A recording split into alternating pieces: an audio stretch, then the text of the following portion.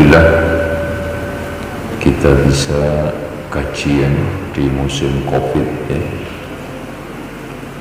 Bisa bertatap muka yang biasanya online, karena itu mungkin belum adaptasi kalau online ya. Gimana? Banyak yang kena positif atau zona hijau atau merah di sini? Positif sehat, Pak. Positif sehat. Alhamdulillah. Atau antum nggak tahu mana mau zona hijau, merah, hitam, yang penting mati hidup sama aja. Ya. Baik. Saya akan ini kecilin dikit aja, Pak. Ini masih belum kencang suara saya. Nanti kalau kencang bengong. Ini kurang sedikit ya, Pak.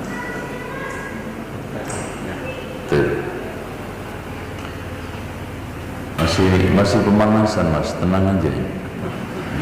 Karena masih 2 jam. Baik. Saya akan mengangkat hak-hak persaudaraan yang sudah hilang dari kitab mulia, kitab kecil tapi sangat bermanfaat, kitab kecil yang sangat berbobot, yaitu kitab yang ditulis oleh Imam Ibnu Hazm yang judulnya Al-Akhlaqu Was-Siyar, akhlak was-siyar dan perilaku. Yang pengakuan Ibnu Hazm sendiri, kitab ini saya tulis hampir lebih dari separuh umur saya. Kitab kecil ditulis hampir lebih dari separuh umur dia, karena kitab ini ringkasan saripati dari perilaku, pengalaman, dan juga suka duka hidup Ibnu Hazm. Di antaranya adalah pengalaman beliau di dalam bersahabat, ya, ketemu bisa, ya, nyambung putus, suatu hal yang biasa dihadapi di dalam persahabatan, diungkapkan secara ilmiah, secara syar'i, sehingga menjadi panduan kita bersama di dalam bersahabat, di dalam mengikat persaudaraan.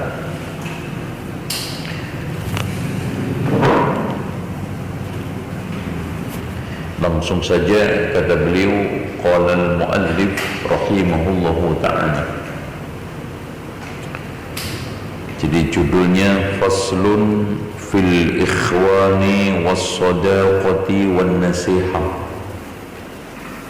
Pasal fil ikhwan, dalam persaudaraan, was-sadaqati, dalam persahabatan, wan-nasihati, di dalam nasihat ketulusan.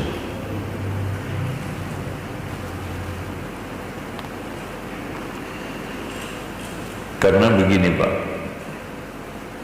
sampai tadi juga saya tulis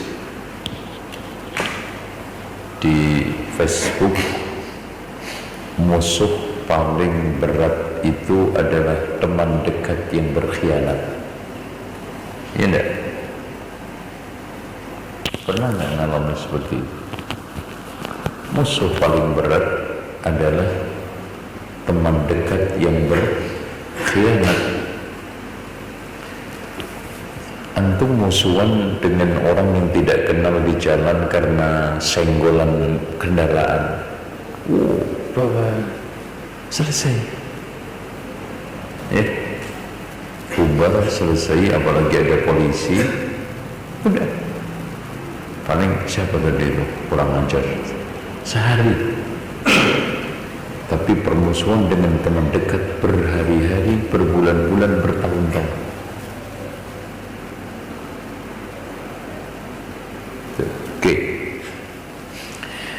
Kata Imam Ibnu Hazm, istabqaka man atabak.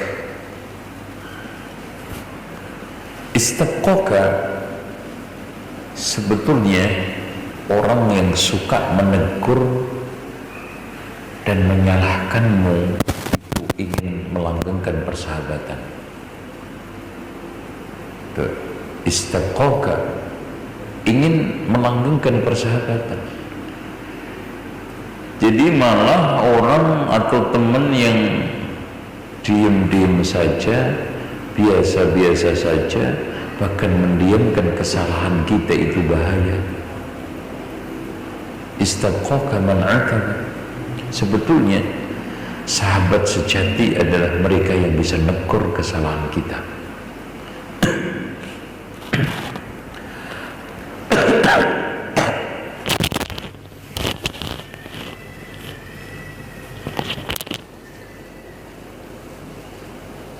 Antum pernah ditegur teman antum enggak? Iya, paling ditegur, gimana mas, istrinya udah berapa, paling begitu.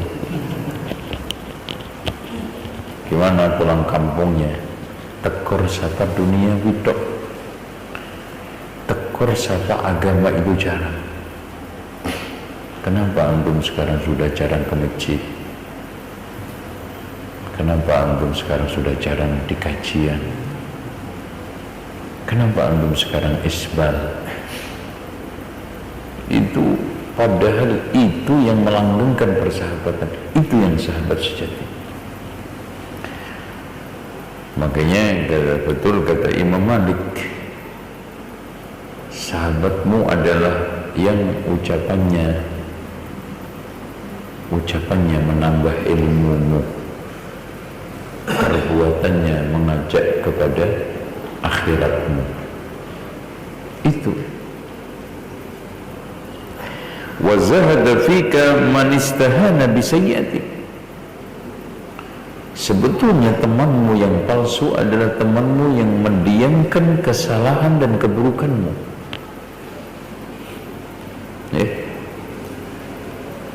Itu teman jahat sebetulnya, tapi kan antum lebih enak punya teman kayak gitu kan,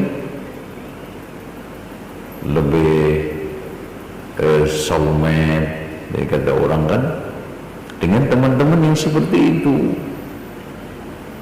Sebaliknya teman-teman yang suka negur kesalahan-kesalahan kita dikatakan resek. Itu resek banget, cerewet.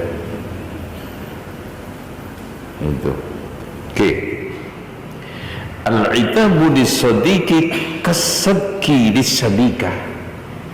Teguran buat sahabat itu seperti jepretan buat tikus. Sekali kena, kalau enggak kabur, kan gitu. Antum pernah enggak masang perangkap untuk burung tikus? Kena, dapat, lepas, kapok lagi enggak ke situ. Itu al-itab.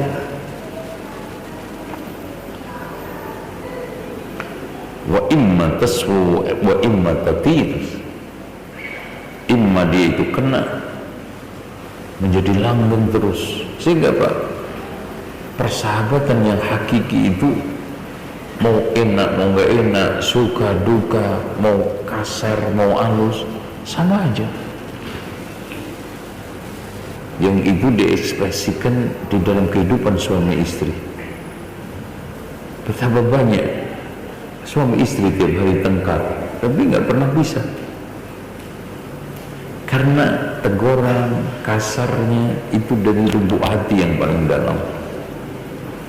Oke. Mantawa, ini penting. Sahabat yang model seperti ini antum waspadai. Mantawa min ikhwanika sirruhu alladhi ya'nika dunat akhwan lak mimman afsha sirruh. Temanmu yang menyembunyikan rahasianya yang kamu butuhkan itu lebih berkhianat daripada temanmu yang menyebarkan rahasiamu. Paham gak? kayaknya terlalu tinggi nih. Nyambung nggak Mas? Atau antum lapar?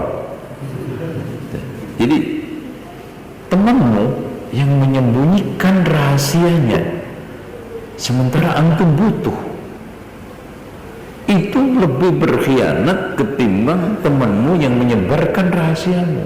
Contoh, aneh, dengan contoh akan lebih real gitu. Contoh,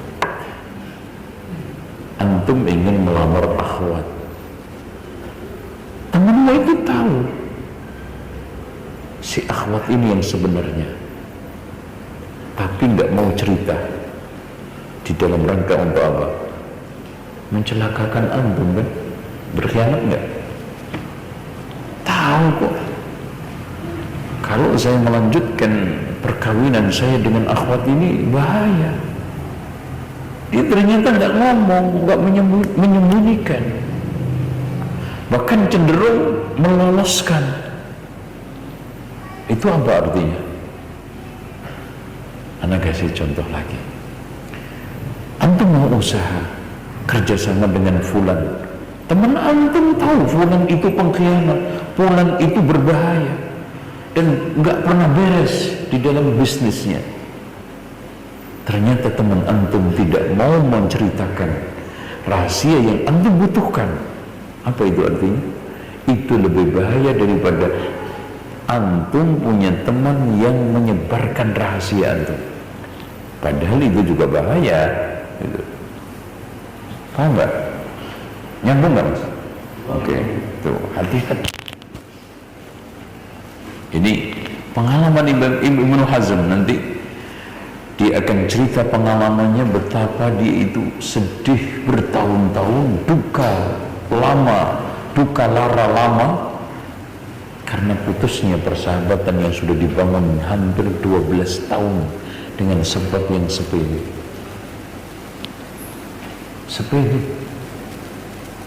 Dan itu kadang kita alami. Kita sudah bersahabat puluhan tahun, pecah.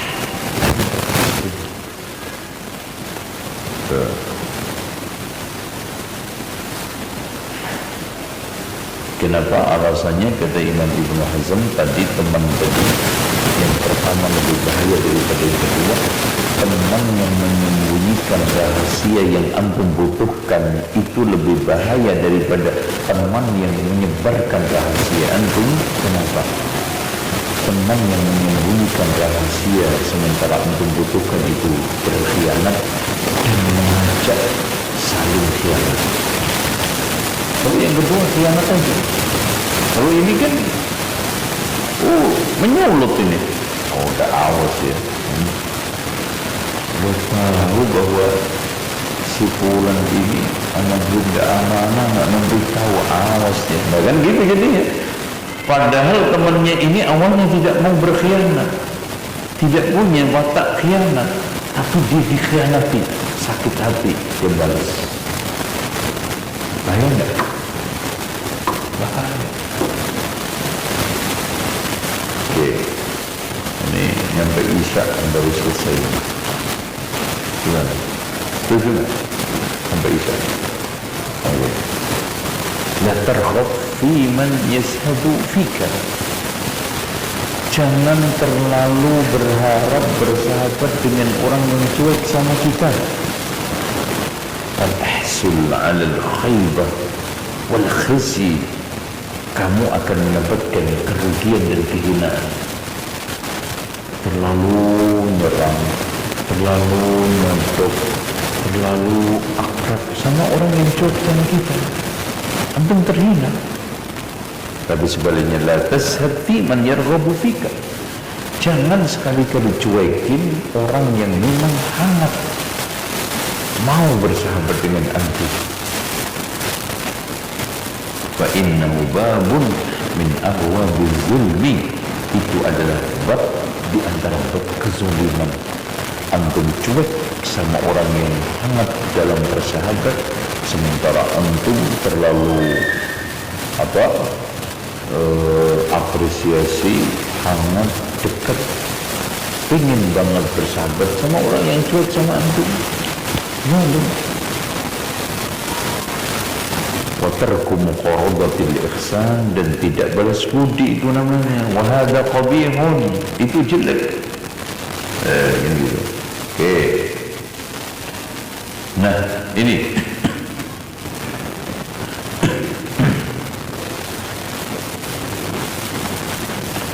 man imtuhina bi an yuqalita an-nasa fala yulki bi wahmihi kullihi ila man sahib. Ini Pak, penting dalam bergaul. Siapa yang harus bergaul, jangan membuka seluruh kepribadian antum kepada orang yang diperdik, kepada sahabat.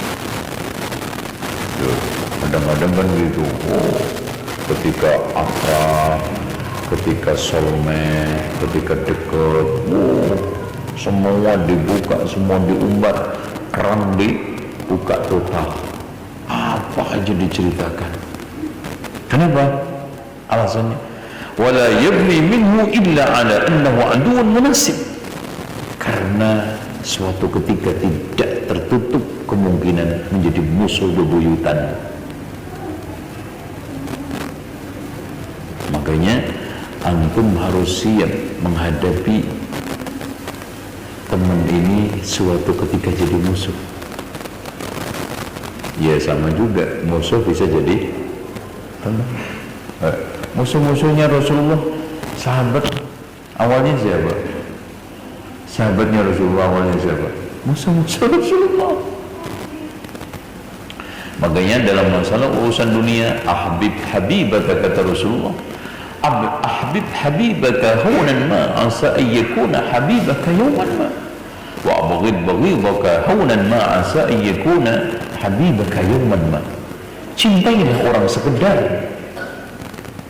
mencintai secara wajar, biar tidak sulit suatu ketika harus membencinya. Dan bencilah orang itu sekedar, biar tidak sulit suatu ketika harus mencintainya. Berapa banyak orang-orang di kampung sumpah 7 turunan, baru 2 turunan udah besanan. Iya enggak? Betul enggak? Udah besanan. Belum 7 turunan, jangankan 7 turunan, baru seketurunan udah besanan. Sumpah sambar geledek 7 turunan deh, udah gak bakal nengok mukanya, besanan. Anaknya sampai ngancam bunuh diri kalau nggak jadi, kan repot. Nah itu, oke. Wasmu'an ya, yusbihul kulla ghadatin illa wa huwa mutaraqqibun min ghudri ikhwan. Kita harus siap setiap saat, pagi sore, teman kita yang sekarang ini akrab suatu ketika akan berkhianat. Wasu'i mu'amalatin mithla ma yataraqqab min al-'adwil kasyif. Persis seperti sekarang kita itu menghadapi musuh terbuka. Jadi sebetulnya teman ini musuh tertutup, hanya bedanya belum meledak. Kadang-kadang putus karena ledek-ledekan. Ledek-ledekan, kasih gelar jelek, pret, kampret, putus. Itu temannya dipanggil kampret. Tuh. Fa'in salima min dzalika falhamdulillah. Kalau seandainya tidak terjadi putus persahabatan, alhamdulillah. Wa in kanatil ukhra, tapi kalau terjadi, kita siap sebelum datangnya musuh, kita siap sebelum datangnya perkara, kita siap payung sebelum datangnya hujan. Falam yamut hamma, sehingga antum tidak stres gara-gara putus persahabatan, karena udah jauh-jauh hari udah siap. Wah, kalau seandainya ini nanti nggak lanjut gimana ya? Makanya kalau bersahabat itu harus ada plan A, plan B. Kalau lanjut begini, kalau putus begini. Karena namanya kita itu aslinya nggak kenal, bisa saja nggak kenal lagi. Iya tak? Kan antum nggak lahir bareng-bareng sama sahabat antum kan? Itu aslinya nggak kenal. Berarti antum harus siap untuk tidak kenal lagi. Nah ini beliau sudah mulai cerita, wa ana u'limuka anna ba'da man khalasani al-mawaddah. Saya akan ceritakan pengalaman saya.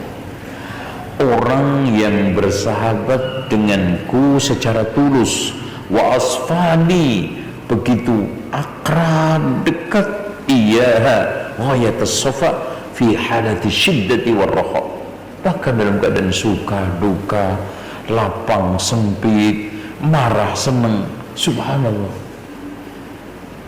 Kata beliau, taghayyara alayya aqbaha taghayyurin ba'da 12 aman, berubah secara drastis setelah 12 tahun. Muttasilan fi ghayatis safa li sababin latifin jiddan, karena sebab yang sangat sepele. Ma qaddartu qattun annahu yu'athiru mithluhu fi ahadin min. Ana enggak ngebayangin hal itu sampai bisa memutuskan silaturahmi, itu enggak membayangin. Perkara seperti itu sampai memutuskan persahabatan, ma saluhadi ba'daha, yang tidak pernah bisa dirajut kembali selamanya. Walaqad ahammani dzalika sinina katsira, yang bikin aku tertekan, stres, gundah, gelisah bertahun-tahun. Hamman syadida, yang cukup berat. Sekelas Ibnu Hazm. Allahu Akbar. Walakin meskipun begitu, kata beliau sarannya, kalau siapapun yang bisa mengalami seperti pengalaman Ibnu Hazm, kata beliau, walakin tasta'mil ma'a hadha, walakin la tasta'mil ma'a hadha su'an mu'amalah. Meskipun begitu, jangan buruk muamalah, jangan antum balas keburukan dengan keburukan, apalagi lebih buruk. Fatalhaq bidhati syarara minan nas, antum jadi orang jahat, wa ahli khib'i, dan juga sama pengkhianat. Jangan, biarin yang jahat dan pengkhianat dia saja, jangan dua.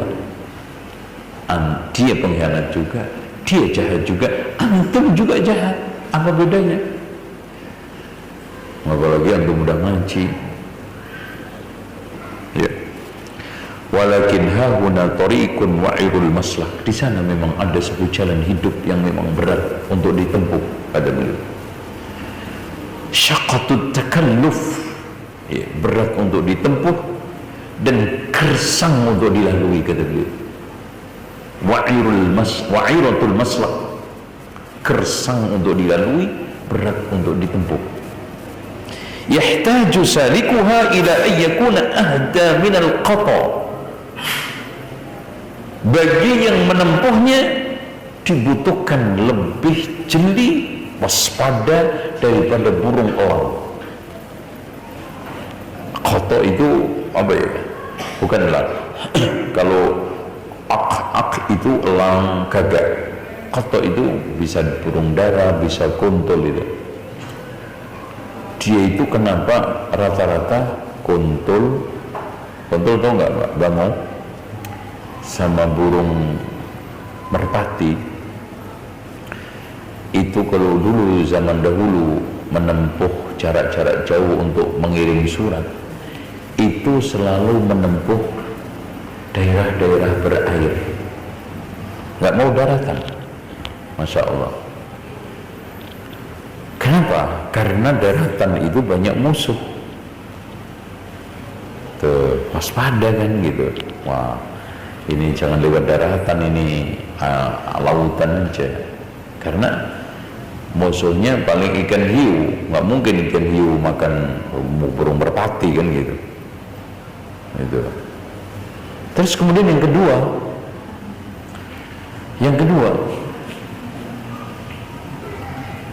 burung bango atau kuntul itu biasanya selalu bikin formasi segitiga begini. Tuh. Kenapa? Kenapa nggak begini, Pak? Caranya begini formasinya, karena tengahnya ini pemimpinnya yang mengarahkan arah. Yang kedua, ini membentuk supaya gerakannya itu cepat. karena sayap-sayap yang dalam ini tidak capek diterpa angin karena kosong angin, ketutup kan. Yang ketiga, untuk menyembunyikan temannya kalau sakit di atas, yang ada sakit itu dimasukkan ke dalam lingkaran itu karena tidak kencang anginnya. Subhanallah, ternyata mereka punya sosial tinggi. Beda antum cuek, ngaji udah lama sakit dibikin aja, syukur mati, istri gue kawinin gitu, kurang ngajar lah. Kampret ya. Nah, itu perlindungan kepada temannya, Pak. Jadi kan begini nih, itu yang sakit diletakkan di tengah sini, disuruh terbang di sini. Karena apa? Karena tertahan anginnya oleh teman-temannya yang di depan itu. Tuh. Nah, burung merpati itu kalau dia atau dihadang oleh orang, itu kan makanan empuknya, dia berpura-pura seperti elang, makanya nggak plek. Wah, ini itu pasti makanan empuk, dia pura-pura seret itu karena dilihat dari jauh oleh elang. Ini cara terbangnya kayak teman kita. Jadi waspada, jeli mensiasati kondisi, jangan sampai kalah dengan burung merpati dalam bersahabat. Mana lawan, mana kawan, mana musuh, mana sekarang ini bukan musuh.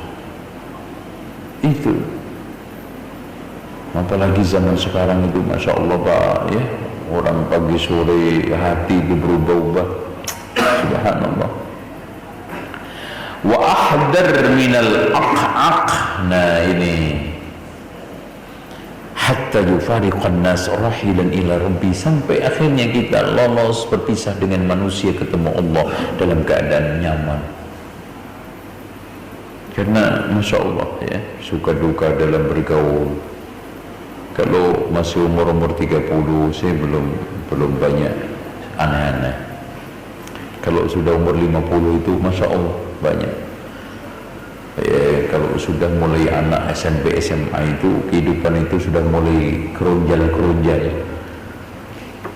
Tuh. Makanya rata-rata dai-dai itu kalau sudah umur segitu, kecuali yang dirahmati Allah, itu jarang yang eksis karena anaknya udah gede, problem hidup juga udah gede-gede itu. Nah, lagi kayang-kayangnya, lagi tren-trennya itu anak ketika umur SD, TK SD, wow itu semangat 45 tuh. SMP ngaji udah mulai loyo, SMA ngaji udah mulai hilang, kadang muncul kadang tenggelam ya, kayak burung elang, munculnya cuman kemarau tok. Itu yang di atas tuh, menjelang hujan tok muncul itu. Ada ikhwan yang sudah model kayak burung apa itu sih, itu yang di atas gelulung-gelulung, iya elang itu.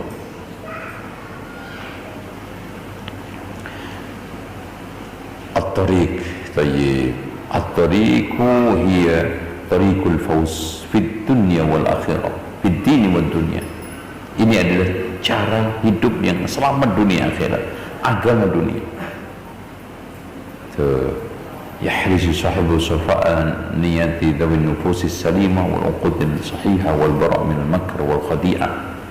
Ya, ini adalah cara hidup orang yang memiliki jiwa yang selamat ya, satu kondisi hidup yang sahih, bebas dari picik, licik ya, picik, licik ya, terus apa namanya,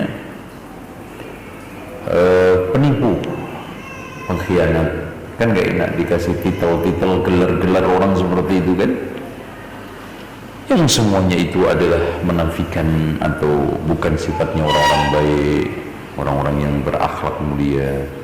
Bahkan kita itu harus bebas diri kita mendapatkan gelar licik, picik, licin, terus apa lagi?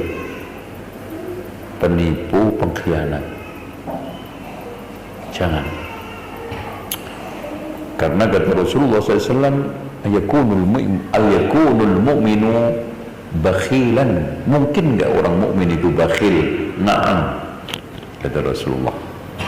Ayakunul mu'minu jabbana. Mungkin enggak mukmin itu pengkhianat? Jabban, pengecut. Na'am, mungkin. Tapi ketika Rasulullah ditanya, ayakunul mu'minu kadzdzaba, mungkin enggak seorang mukmin itu pendusta? La. Artinya watak-watak ini masih mungkin disandang seorang mukmin bakhil, mukmin pengecut, tapi mukmin pendusta, la. Baik. Nah, caranya apa? Wahia, yaitu jalan hidup yang sangat gersang untuk dilalui, sangat berat untuk ditempuh, tapi mau gak mau, yaitu antaktumu sirra kullaman wathiqa bik. Sesakit apapun yang antum alami dari orang lain, jangan sekali-kali membongkar rahasia orang yang pernah mempercayai antum untuk pegang rahasia. Apapun alasannya dan seberat apapun perpisahan persahabatannya, antum jangan terus obrol, karena antum nanti dituduh pengkhianat. Ngomong sono sini, kan gitu. Karena tahu dari A sampai Z-nya. Karena sudah bersahabat 5 tahun, 10 tahun, itu dikuliti habis itu, belang-belangnya, termasuk panune itu berapa itu tahu kok dia. Itu letaknya panu di punggung sekian, di ini sekian, belum gudiknya, belum lagi sampai tumor yang hidup di rambutnya aja itu tahu berapa jumlahnya. Saking detailnya mengenali rahasia kehidupan temannya. Ketika putus, wah, pesta, ghibah, namimah dan fitnah, umbar sana sini. Jangan antum. Lah, wa antufshiya ila ahadin min ikhwanik, kamu sebarkan kepada siapapun dari temanmu, jangan. Wala min ghairihim min sirrika ma yumakkinuhu tayu. Dan juga begitu, sebisa mungkin antum jangan gampang bercerita tentang rahasia hidup antum kepada siapapun, meskipun teman dekat, selagi antum masih bisa lipat. Jangan seakrab-akrabnya, Pak. Wah, teman saya ini kan bagus ini, mah Masya Allah, sejak SD sampai sekarang SMA nggak pernah putus. Jangan merasa pede. Bahkan rekomendasinya Ibnu Hazm di akhirnya, kalau antum sudah punya teman akrab, jangan melakukan 2 hal dengan teman antum itu. Apa itu? Besanan sama bisnis. B2 ya, B2 bukan Ipang ya, B2. Tapi B2 juga babi singkatannya. Jadi jangan besanan. Kenapa? Antum kan menyangka, wah ini teman dekat, kalau kayaknya besanan nanti akan lebih bagus ini. Yang bagus kan antum. Kalau anak antum cerai gimana? Hah? Kan yang bagus antum sama saudara antum, sahabat antum. Kan kita nggak tahu nasib keduanya ini lanjut atau tidak. Terjadi guncangan-guncangan kehidupan yang akhirnya membuat bahtera rumah tangga pecah. Yang kedua, bisnis. Kenapa? Karena sofa'us sadaqah, bersihnya, beningnya persahabatan, kesetiaan ini bisa terkotori dengan uang, Pak. Dan kata Allah, kongsi itu cenderung pecah. Ya, inna kathiran minal khulata'i la yabghi ba'duhum ala ba'din, kan gitu.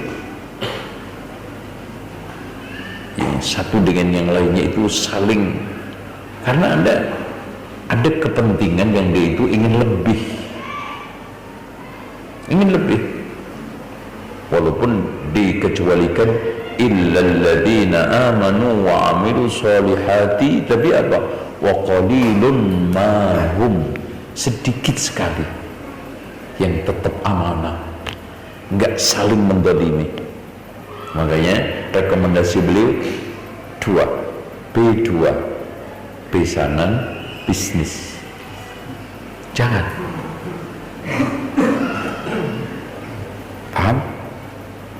Bahkan beliau menganjurkan besanan itu dengan kerabat yang jauh, ya otomatis bukan yang ada hubungan mahram, yang sudah tidak ada hubungan mahram tapi masih ada hubungan famili.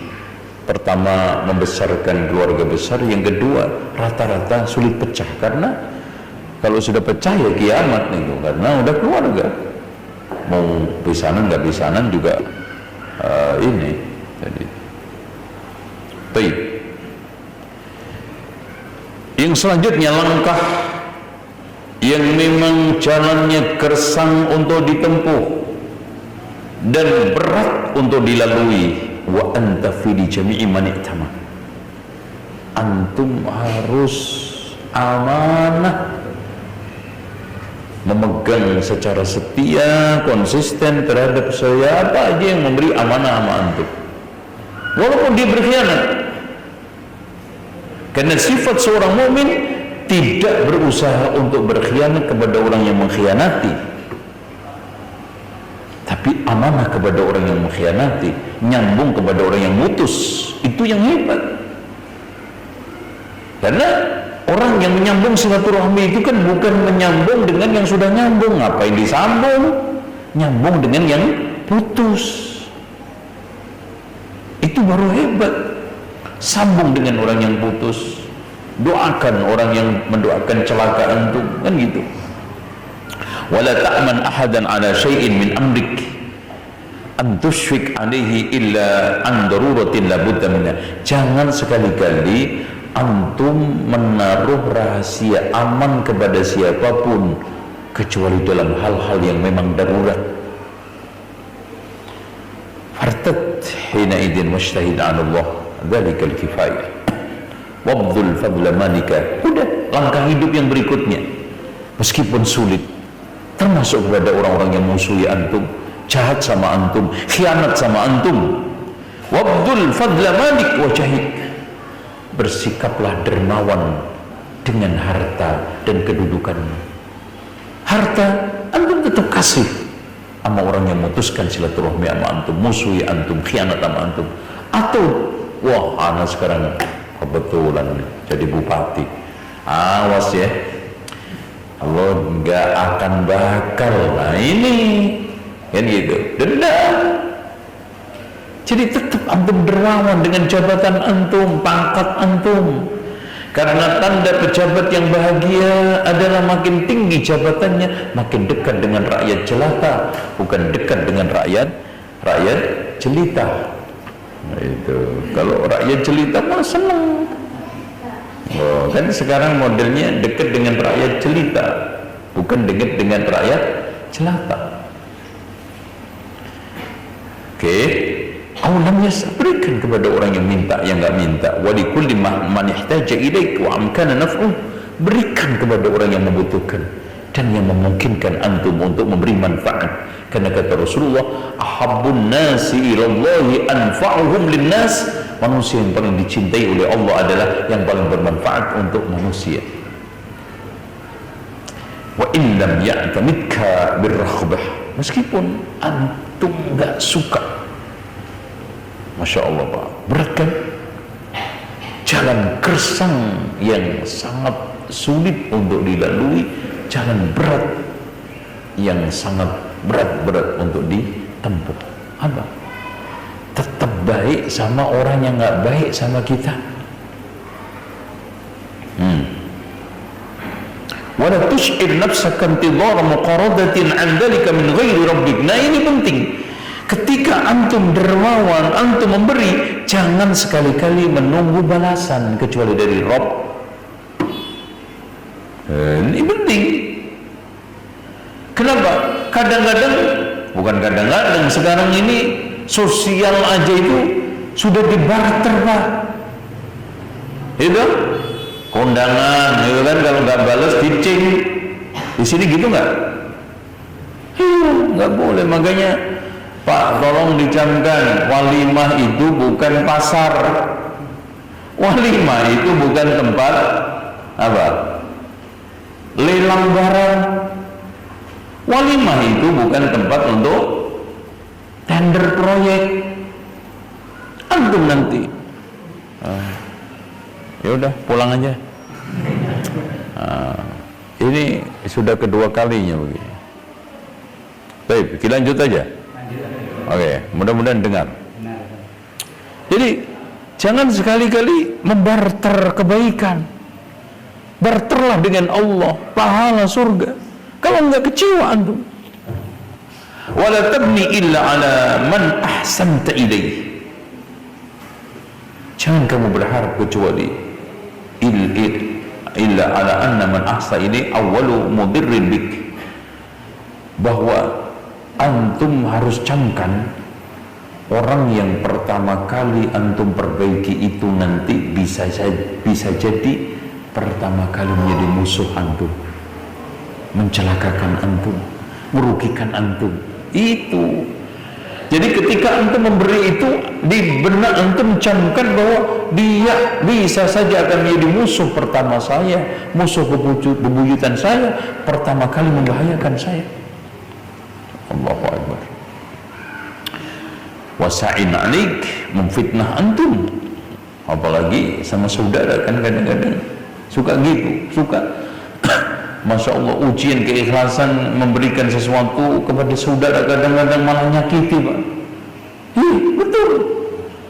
Kita sudah nyumbang habis-habisan, udah nggak diakui, dia omongin dosa seni negatif, terus ngomong lagi, ini mah semuanya dari saudara saya yang sebelah sono. Gitu. Udah, itu kan antum bisa nggak ikhlas itu antum. Makanya antum tetap Bismillah ya Allah, mudah-mudahan kan gitu. Fa inna dawi taraki bil khabisa yubghiduna li shiddatil hasad. Karena orang-orang yang memang punya watak jahat itu nggak selalu hasad,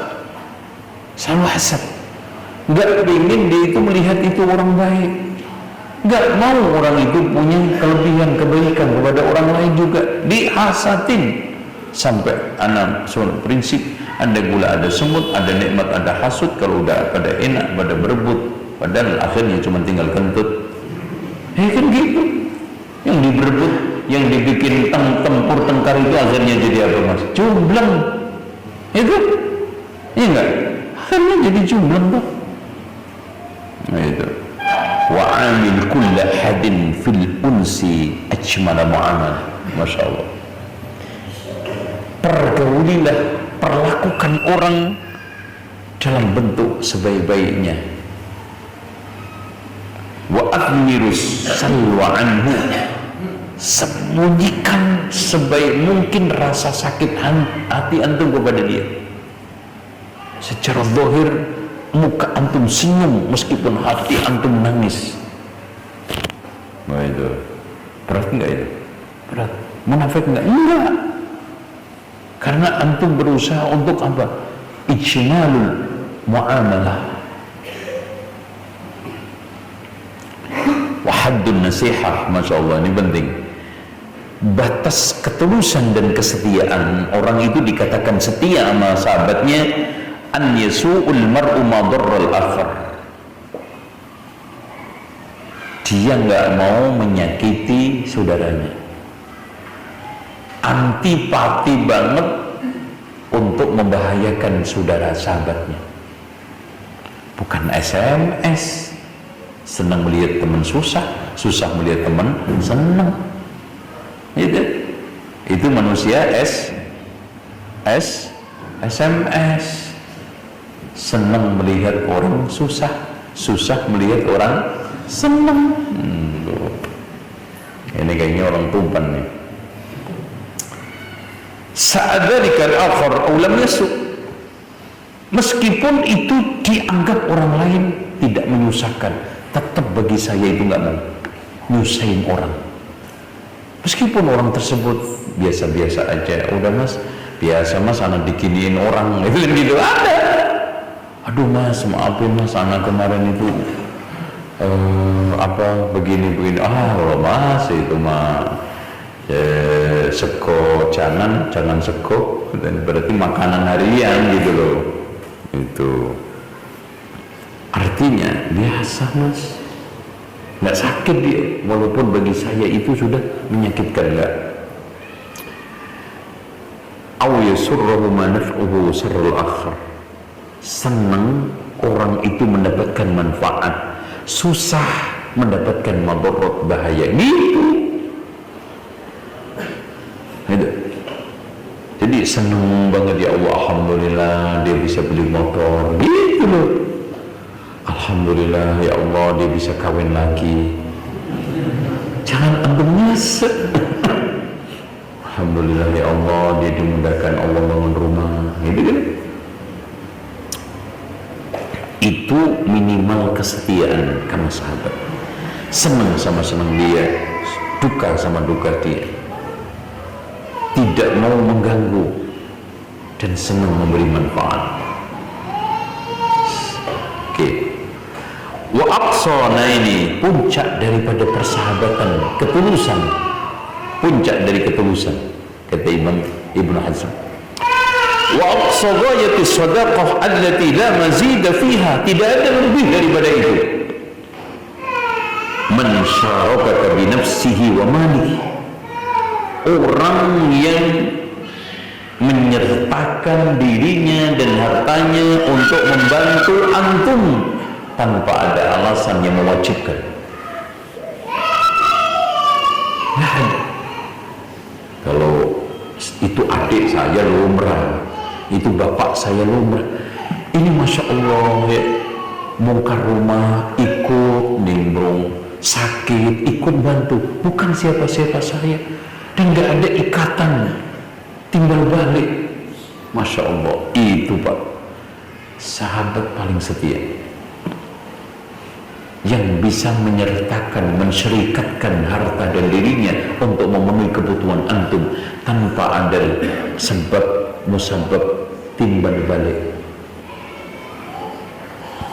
Wa atharaka ala man siwak, bahkan mengendurkan antum, mengutamakan antum daripada yang lainnya.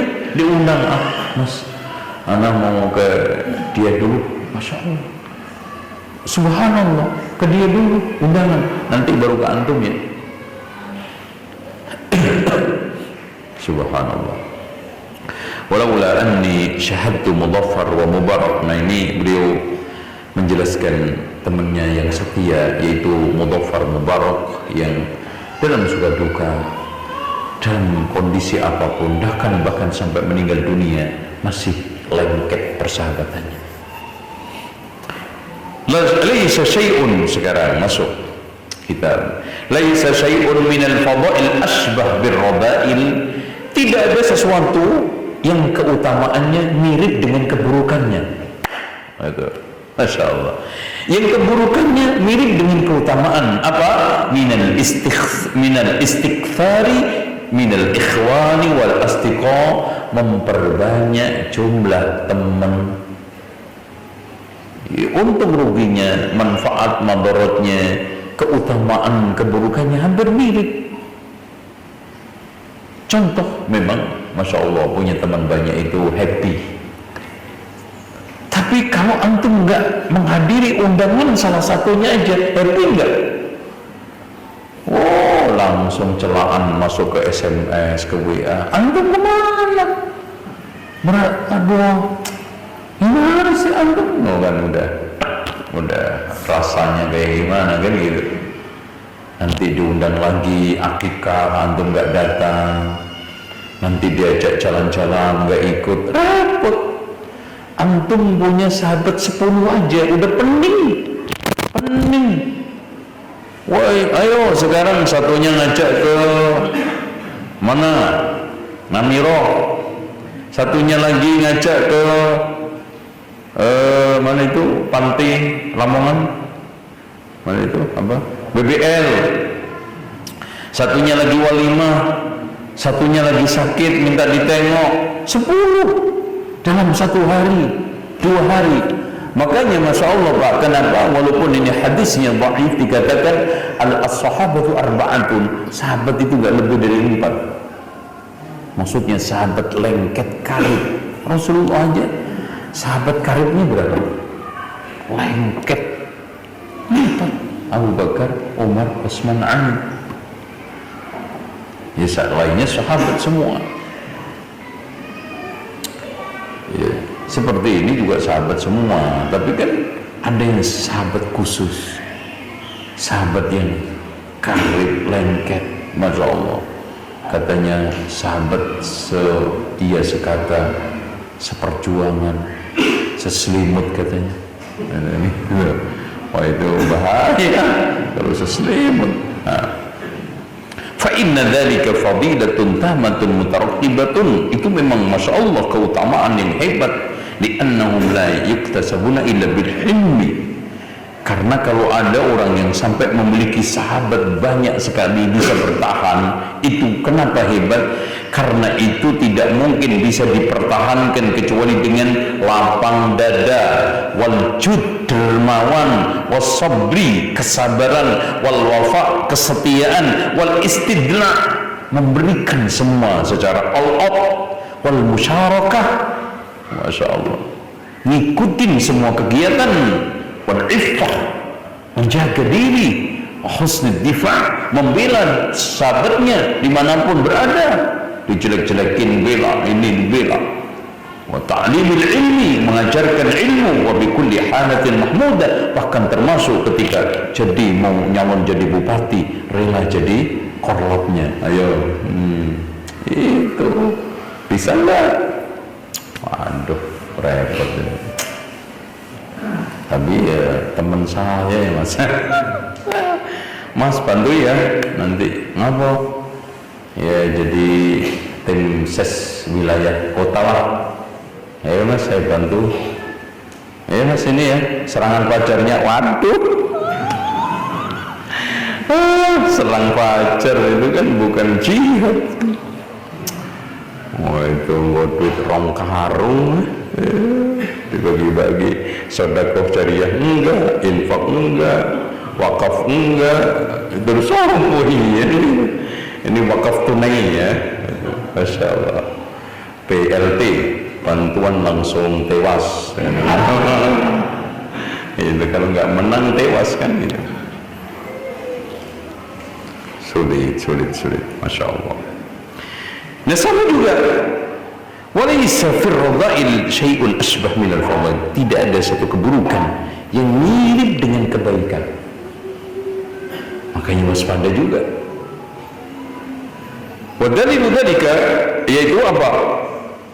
Min mahabbatil madhi, orang yang suka dipuji-puji temannya. Dipuji karena ada, dipuji-puji karena cenderung gak ada, apalagi Syekh puji sudah hilang.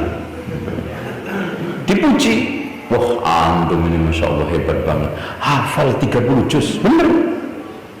Dipuji, tapi kalau dipuji-puji cenderung gak ada, Masya Allah antum ini hafal juz 30 juz, Masya Allah ya, hebat Mas. Padahal cuman juz 30, katanya 30 juz. 7 tahun kemana-mana, Masya Allah itu Mas. Teman saya itu Mas kayaknya sekecamatan ini nggak ada yang lawan, hafal 30 juz melontok di luar kepala. Bener, melontok 29-nya tinggal juz 30. Nah kan, dipuji-puji. Makanya di dalam makalah yang lainnya kata Imam Ibnu Hazm, mending dicela, diomongin, dikritik orang daripada dipuji, apalagi dipuji-puji. Karena apa? Karena kalau antum diomongin, dikritik, koreksi, iya ya, Masya Allah, langsung baik buat antum. Atau ada tuduhannya, hadiah surga pahala tanpa keringat. Mana nggak senang antum masuk surga tanpa keluar keringat, difitnah orang. Beda dengan antum dipuji tadi. Jadi dalam hidup ini Pak, nggak lepas daripada omongan orang yang sering saya umpamakan seperti anak sama bapak naik unta. Ketika anaknya naik unta, diomong dasar no anak durhaka. Bapaknya suruh nonton unta kesanu-sanu, dia enak ongkang-ongkang di atas unta. Gimana sih anaknya? Akhirnya anaknya dengar turun, Pak. Anak dikritik orang, Pak. Katanya anak durhaka, bapak aja deh yang naik, anak yang nonton. Omongannya lebih pedes ini. Bapak orang tua nggak tahu diri. Mana sayangnya? Ketek aja sayang sama anak, digendong-gendong. Ini bapaknya naik unta, ongkang-ongkang, anaknya suruh narik unta kesanu-sanu. Aduh, ini nggak beres ini Mas, zaman akhir ini begini. Masya Allah, bapaknya sebagai tanda zaman akhir coba. Akhirnya aduh, repot juga nak. Anak juga dikritik nih. Udah deh Pak, naik barang-barang Pak, beres. Ini gitu. Naik. Masya Allah, ini anak sama bapak kagak punya kasihan, unta kuntet kecil begini dinaikin, gantian kayak begitu. Aduh, ini orang kagak banyak ngutak semua anak sama bapak, lupa diutak-utakin. Ya Allah, nah ini kita pada kagak punya otak. Itu gimana Pak? Udah turun aja, lu tarik sebelah kanan gue kiri. Lo naik repot, gue naik repot, naik barang repot. Gimana ini? Untanya juga dikritik, kuntet-kuntet katanya, gitu. Jengkel dia. Akhirnya turun. Ternyata dikritik juga. Aduh, ini orang goblok banget. Beli unta mahal-mahal kagak dinaikin, mubazir. Abang nggak ngerti sama ayat innal mubadzirina kanu ikhwana syayatin. Dua-duanya bapak sama setan. Bapak mana setan dan gitu. Coba di setan-setannya beresnya kapan Pak? Untanya antum gendong, nah itu beres karena gendeng antum itu. Jadi beresnya itu setelah antum itu gendeng nggak diomongin orang. Makanya betul kata Imam Ibnu Hazm, siapa yang menempatkan dirinya ingin tidak pernah diomongi orang, sejatinya majnun. Selesai. Orang telanjang gila nggak diomongin, paling ibu-ibu merem-merem gitu kan. Coba kalau antum yang telanjang, gitu, cenggot cuma diomongin terus, padahal dia nggak ikut ngelawat, nggak beli sampo, coba kurang ajar itu. Coba bapak itu rugi apa gitu loh, saya melihara jenggot, kok jadi yang ribet bapak itu. Kan lucu kan, beliin sampo enggak, kecuali setahun sekali membelikan sampo. Itu dasar cukur dong jenggot atau pendekin, gue capek nih beli sampo gitu minimal. Ini enggak, maceki juga enggak, beliin sampo enggak, ngerawat juga enggak. Ini ribet bapak itu kan. Itu nggak apa-apa kalau sekarang kentut, kita yang kehilangan, yang ribut orang lain. Nah, ini kan sunnah gitu kan, suka-sukanya gitu Pak hidup di masyarakat. Makanya sudah menjadi watak. Wa idza marru bihim yataghamazun, wa idza qalabu ila ahlihim qalabu fakihin, wa idza ra'awhum qalu inna haula'i ladallun. Wajar sejak dulu ketika papasan sama kita ngeledek, ketika pulang ke keluarganya kita dijadikan bahan guyonan cekikikan. Saya tadi melihat jenggot selembar gitu, gitu. Yang diketawain cadarnya, iya. Ketika melihat kita langsung dengan mudah mengatakan mereka itu kan orang-orang sesat. Nah, coba padahal nggak pernah ngaji, paling pintar ngesati. Coba bayangkan, padahal ulama yang sangat fakih aja, mau nyesatin orang aja itu mikir-mikir Pak, menimbang-nimbang dalilnya, ngecek, mengkomparasikan hujah-hujahnya, sampai pada tingkatan vonis sesat. Ini enggak, ngaji enggak, ke masjid jarang, sambil kipas-kipas bakar jagung, satu orang. Awas tuh. Yang lebih parah lagi, antum juga percaya sama orang begitu, dengar sama orang begitu. Aneh. Ya memang aneh, orang jarang ngaji nyesatin. Lebih aneh lagi antum percaya sama mereka gitu loh. Nah, antum yang ngaji tahu dalil kok malah ngikutin sama mereka. Gerak dituduh mereka, ciut kecil hati dituduh mereka. Itu yang lebih aneh. Itu ya aneh sih, cara ngaji nyesatin. Lebih aneh lagi antum percaya, kan gitu. Gitu, oke? Masya Allah, betul. Wa dalilu dzalika, dalilnya annahu fil wajhi sukhfun mimman yardha bihi. Karena orang yang terima dipuji-puji itu air mukanya itu udah keruh lah. Karena hadis jelas kok, idza ra'aitumul maddahin fahsu ala wujuhihim biturab. Lempar mukanya itu dengan apa? Itu oke.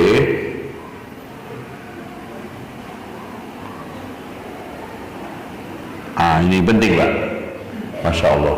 Ini jam berapa ini? Hah? Jam berapa? 5? Oh, udah mau azan dong. Udah, anak akhiri gini, termasuk bagian daripada nasihat, tapi sulit dipisahkan dari namimah. Apa?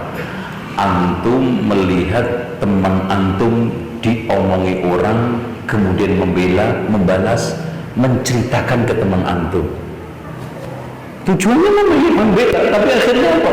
Bisa nambah, bisa mengurangi kan? Nah, namimah juga. Makanya kalau antum mendengarkan teman antum difitnah, diomongi, digibah, dinamimah, antum harus bersikap betul-betul adil. Kalau seandainya menceritakan, mendingan jangan, karena dia nggak dengar, alhamdulillah telinganya nggak panas. Keduanya nggak membahayakan dia. Ketiganya kalau antum ceritain malah nyesek. Mendingan enggak kan? Apalagi cerita antum cenderung dibumbu-bumbui. Aduh, itu memang kalau saya Mas, gitu repotnya kan gitu. Kalau giliran saya Mas sudah habis Mas. Antum aja yang orang sabar. Aduh. Kan itu gesek, gosok. Itu.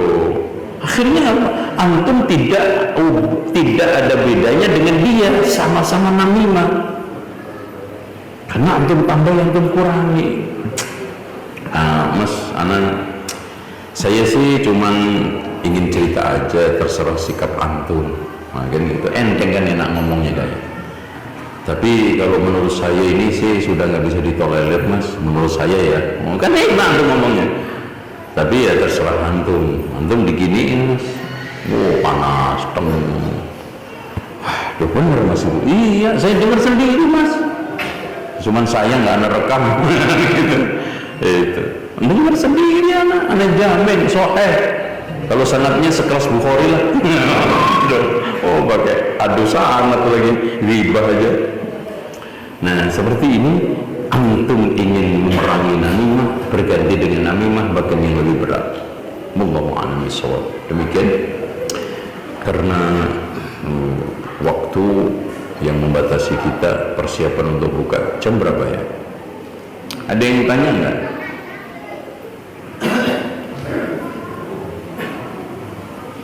Kemarin saya keasikan ngasih di Mojokerto, anggapan saya jam Jakarta, jadi nggak tuntas. Oke. 24 berarti kurang 15 menit ya? Iya silakan. Mungkin ada tanya jawab. Karena kalau tanya jawab itu gampang diputus. Ya, agan menjelang agan. Ini AC-nya nggak jalan. Ini listriknya bantol ya? Enggak? Atau solar? Hah? Tolong jelaskan tentang mahram. Baik. Misalkan apakah saudara mertua itu masih kategori mahram? Saudara mertua. Baik. Berarti saudara mertua ini bibik ya? Ya, bibi. Bibiknya istri kan? Ya. Itu? Ya. Intinya kalau perbibikan itu nggak boleh dikumpulkan dalam satu nikah aja. Kan bibik sama ponakannya, ponakan sama bibik itu aja. Kalau pisah artinya antum nikahi ponakannya atau sekarang apa namanya bibiknya, salah satunya boleh. Gitu. Tuh, makanya Rasulullah melarang mengumpulkan anak istri bersama anaknya di nikah. Gitu. Ini abadi. Begitu juga bibik sama ponakannya. Gitu. Terus kemudian yang juga tidak kalah pentingnya untuk harus perhatikan, di adat Jawa ini ada yang melarang padahal boleh, yaitu menikah mindo misanan mindo mentelu. Orang Jawa itu baru boleh mindo. Di Islam misan mindo mentelu boleh. Seperti Ali dengan Fatimah itu kan misan, iya enggak? Kalau di Jawa nunggu mindo dulu, artinya tahapan kedua, makanya dihitung nasabnya. Oh, ini kalau sudah jalur kedua baru boleh nikah. Di Islam misan dengan mindo, misan dengan misan, mindo dengan mindo, misan dengan mentelu, mentelu dengan mentelu, nggak ada masalah. Itu. Omongan. Ada lagi? Yang ditanyakan begini Mas Naga. Biasanya kan ketika hari raya kita kan berjabat tangan dengan mertua. Ya, kebanyakan di masyarakat berjabat tangan juga dengan saudaranya mertua itu misalnya. Tolong, Mahram itu kalau dari pernikahan itu kita harus waspadai. Yang boleh itu hanya istri. Selain itu kita harus lihat maslahat, madarat, untung rugi, bahaya tidaknya. Ya contoh, sekarang meskipun mertua, tapi mertua antum masih umurnya 27 umpamanya, ada nggak mertua yang umur 27? Ada. Itu kecuali 72. Nah itu karena jelas serengnya itu berbeda, 72 27 gitu. Nah ini kan maslahat. Begitu juga Pak, masalah mahram kaitannya dengan mahram yang nasabiyah, tidak mutlak-mutlakan kan. Intinya yang mutlak itu cuman yang dibolehkan untuk merawat jenazah, itu aja. Selain itu tergantung catatan. Masalah ikhtilat, khalwah, jabat tangan. Siapa? Selain itu suami istri. Itu. Selain itu nggak ada. Ya, coba aja sampai bapak ke anak perempuan kan nggak boleh melihat sekujur tubuh itu kan? Jadi karena apa? Meskipun anak saya kan, Mas saya tanya, boleh nggak anak perempuan memandikan jenazah bapaknya? Atau sebaliknya anak perempuan memandikan anak laki-laki memandikan jenazah ibunya, boleh nggak? Loh, oh, gimana nih? Boleh atau tidak? Yang dibolehkan itu cuma dua, suami sama istri, atau memandikan anak-anak yang belum balik. Kenapa? Meskipun mahram kan, mahram kayak apa lagi bapak emak itu, tetap artinya karena di sini masih ada unsur fitnah. Tapi suami istri lolos, nggak ada fitnah apa lagi. Itu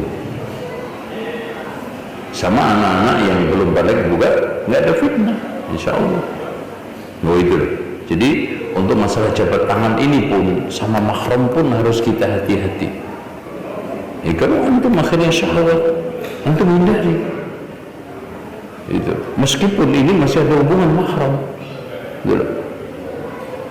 Itu jangan antum cuman unsurnya boleh nggak boleh.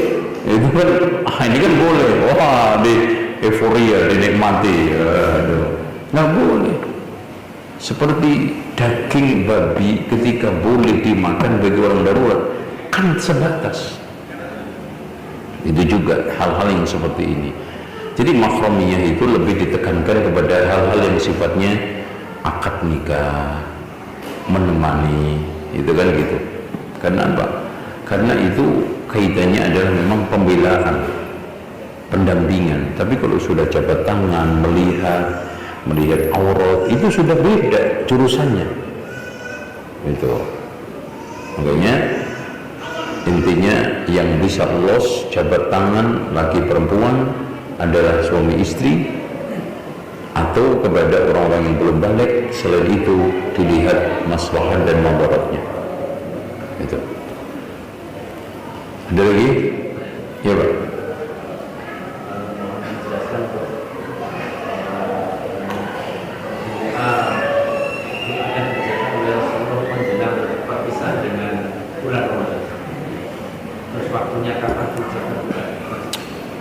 Iya, ini beredar doa menutup Ramadan.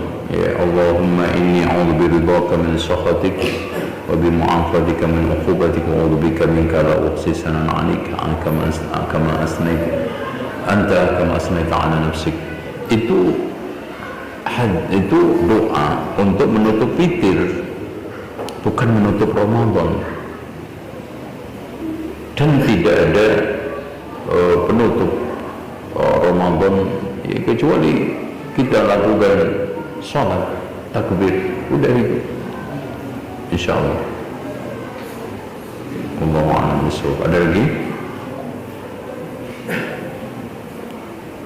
Ya, yang beredar di sini doa penutupnya apa?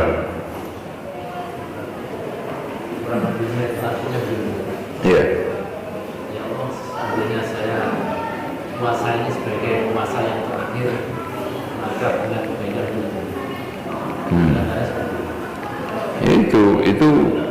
itu doa dari Pak Mutin itu.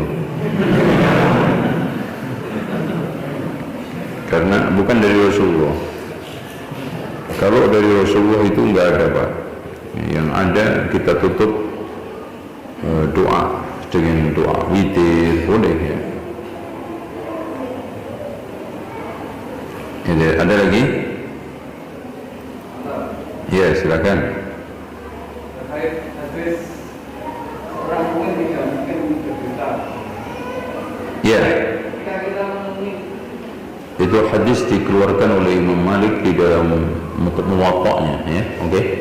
Kita memenuhi sadar kita yang berdosa itu kita bagaimana?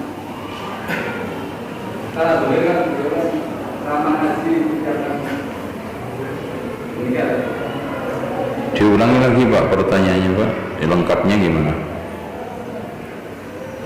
Seorang mungkin tidak mungkin berdosa. Ya betul. Maka kita menemui teman kita ada yang berdosa. Ya. Itu caranya bagaimana? Ya kita tegur tadi, maka saya katakan teguran itu harus kita biasakan. Dan teguran itu harus kita lebih biasakan dalam masalah agama, bukan dunia toh. Kita sering sih tegur sapa, gimana mas kabar, pulang kampung jadi enggak, mudik jadi enggak. Tadi mas antum jangan suka bohong, gitu kan gitu. Teguran itu dengan bahasa diperbaiki, qaulan layyina, dengan bahasa yang santun. Mas kalau seperti ini kira-kira dusta enggak? Nah, model bertanya bisa itu untuk menghindari ketersinggungan, model tanya aja. Yang penting antum sudah menyampaikan soalnya yang nomor sekian dan pastinya ya gitu. Enggak langsung untuk oh ya mas terima kasih. Jarang orang dikasih hadiah. Padahal rahimallahu imra'an ahda uyubi ilayya. Semoga Allah merahmati orang yang bisa menghadiahkan aib kepadaku.